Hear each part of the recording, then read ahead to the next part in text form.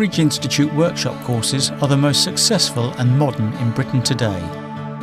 We have more tutors trained to PET BC DIP, BA and MA degree levels specifically in dog behaviour and psychology than any other organisation. We are an open learning community, a rich academic and vocational heritage, a creative powerhouse. Good morning everybody, welcome to the Dog on Dog Aggression workshop. We're here for the next 2 days. Before we make a start on looking at aggression types, just to introduce my colleague here, this is Vicky Laws. She'll be with us for the next 2 days, assisting on the course. So if you have any queries or any issues, then please go ahead, feel free to speak to Vicky and I'm sure she'll be able to sort those out for you. What we're going to start looking at first of all today is types of aggression. So I know in your phase 1 work we've already had a look at different types of aggression, causes of aggression. So we're just going to be doing a little bit more work on that. And then over the weekend, primarily the course will be led by film. So we've got a number of cases, real life clients in consultation with their dogs, describing their aggressive behaviour towards other dogs. So that's what we'll be looking at today.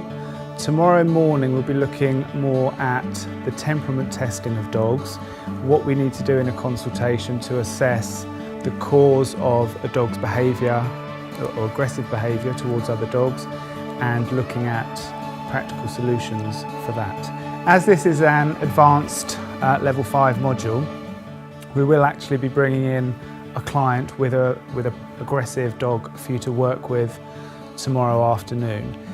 The dog's aggressive towards other dogs and we'll be going through the consultation process from the beginning. So we've got our client profile forms that have been sent to us already, so we'll have a look through those, how we can learn from those, and that can really shorten the time of the consultation because we have so much information regarding the client, the dog and the problems before we even meet them. And when the client comes in, we'll be conducting a consultation, so going through the history of the dog, questioning the client so that we can come up with some solutions to discuss as a group later on. Just to add, there is risk when dealing with real dogs, but we will be giving you a safety talk later on. We have great facilities for our students' care and enjoyment. You'll be taught by and debate with the best canine behaviourists in Britain today. Modern behaviour techniques are taught which are effective. Meeting fellow students is great fun and a large resource for knowledge exchange.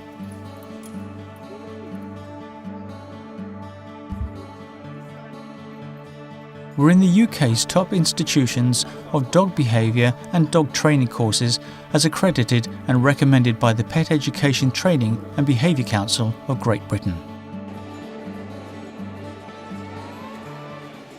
Good morning everybody, welcome back to day 2 of Dog on Dog Aggression, CFBA 5002. I hope you all had a nice evening and the food was nice. Just before we start with today's cases, we've got a case this morning involving 2 dogs displaying aggression to other dogs, so we'll be watching that film shortly. This afternoon we've got a client coming in with a Mastiff dog that displays aggression towards other dogs. So what we're going to be doing this afternoon is looking through client profile forms and going through a consultation process in 2 groups, talking to the client to find out more information about the dog and the problem. And then we'll be going outside looking at the dog's behaviour and testing that dog with a number of other dogs that we have available to do that with. And after that's completed, we're going to be coming back in here, working with our groups and coming up with deliverable, practical solutions that we can impart to the client to start reforming the dog's views of other dogs.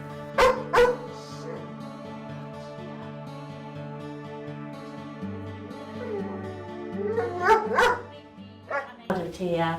She was really good with all dogs. I've seen her playing with a Yorkshire Terrier, 7-month-old Yorkshire Terrier, with no trouble at all. But I do think there is something to be said for her not being let off the lead now. I was going to ask most of the questions. We've sort of collated what we want to ask. These guys are going to interject if they see anything else they want to ask about. Is that okay?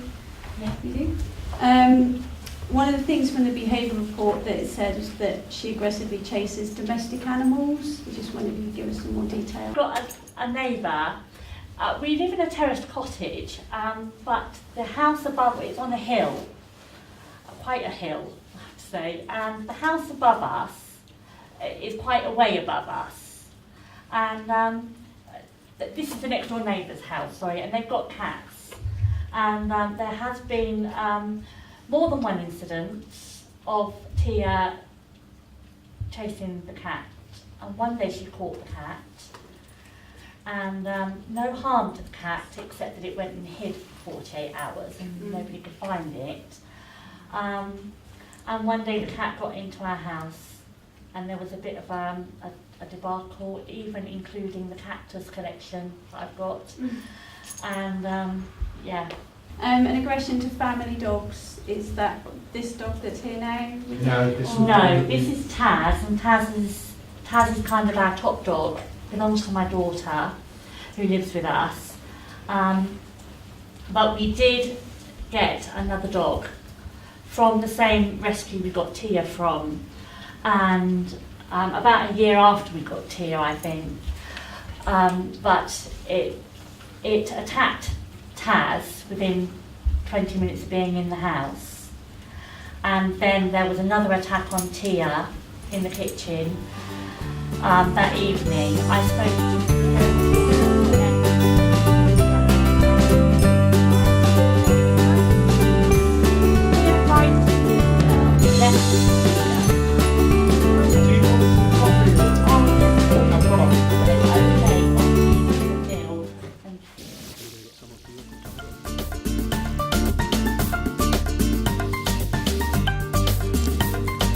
So that's what you were discussing earlier, wasn't it, Gaynor, about using a double lead? Okay, what do you want me to do, Heather? Repeat what I did? Come Bill. Come Bill.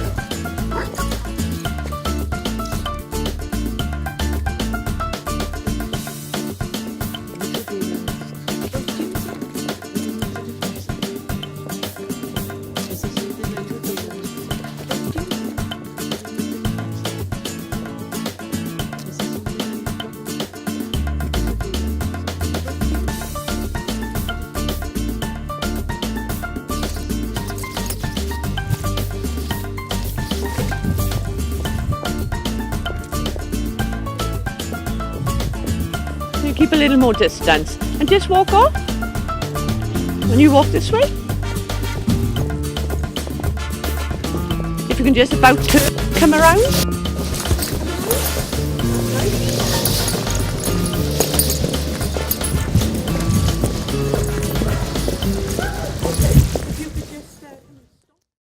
Very enjoyable weekend. It's nice to be with like-minded people. I've actually felt I've grown a lot, learned a lot from the weekend.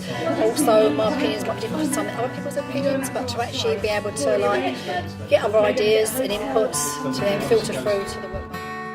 I really enjoyed it. Yeah, as always, free exchange of information. You learn a lot. The free sharing of ideas from all the people there on all the cases. That there's people from all walks of life and all walks of training that have expertise in different directions, and you pick up something off everybody. Again, I enjoyed it. It's always nice to have lots of people. It's difficult sometimes when you're in a group to get your own desires, your own wants in there when you're used to doing behavioural consultations yourself. But on the flip side of that, seeing how other people want to arrange it and see what they get out of it, that opens doors, opens your mind and gives you new ideas. The Mastiff Cross, the owners did say that it was aggressive to small dogs, and in fact it was aggressive to all dogs. In actual fact, if anything, I found the larger dogs were more of a trigger. I found obviously proximity, eye contact were primary triggers, and I was quite interested to see that the the dogs that went past quicker were actually less of a threat than the dogs that lingered and went slower, which obviously rules out predatory and kind of chasing kind of. My name's Helen Atten and I've come from Monmouth in South Wales. Yes, I hadn't any idea what to expect because I'd booked the course some time ago and essentially turned up, but it was great. I mean, it was a useful addition as well to the course in that we had the opportunity to talk about various aspects of what we do and get to know people. And although we learned what people do on the course, you learn a lot more about people in a less formal environment. What I got from the collie case was an example of somebody who was in a position that she didn't want to be in with a dog that she didn't want to have. But it's an interesting lesson to learn because the immediate question is, why is she calling in a behaviourist? Because she clearly didn't want to keep the dog. And that was the most interesting aspect of it, trying to work out what it was she expected from the consultation and therefore what was the best way to go about answering her problems. Because in order to offer her a behavioural rehabilitation programme, she would have to do a lot of work and she clearly wasn't prepared to do it. I think she had some very fixed ideas about how she felt dogs should and would behave. The dog she had didn't behave the way she expected the dog to behave, and therefore she wasn't happy with it.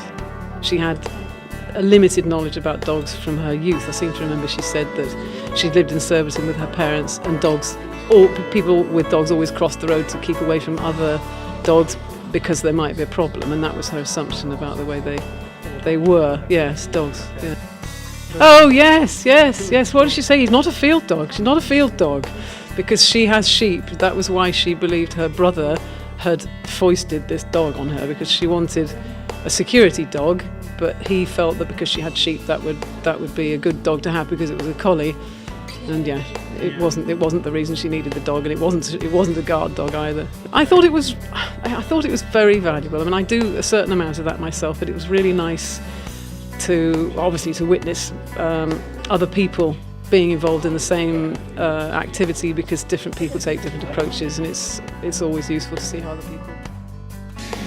This has been a brilliant weekend. I've met some really interesting friends, new friends. I've met some old friends that I knew before, and we've all had a brilliant time. The group has been really great together, really got on really well. Lots of different points of view.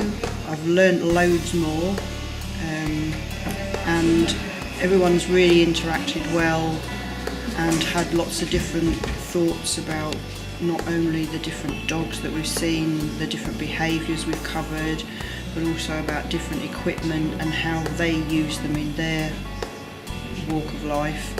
And I never knew much about protection dogs before, so I've met a lady who teaches protection dogs, and that's been quite interesting, talking about that, and some of the things that she's seen and done in her